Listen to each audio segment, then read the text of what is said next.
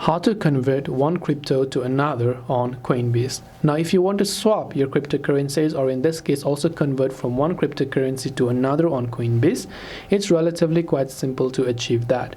All you have to do is go ahead and then first of all make sure to launch the Coinbase application here, and this is the interface you will see.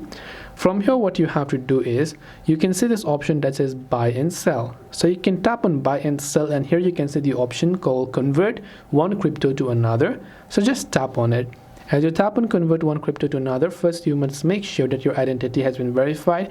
So if you haven't done so, you can tap on the verify info button, and after you tap on that, you can select the crypto that you currently have to the crypto that you want to exchange for, and you'll be able to see the exchange rates and so on. And after a couple of minutes, you'd have successfully swapped or converted your certain crypto to another on Coinbase. So I hope that this video pretty much helped you out. If you have got any further questions, feel free to leave them down in the comments below. Thanks for watching, and see you soon in the next video.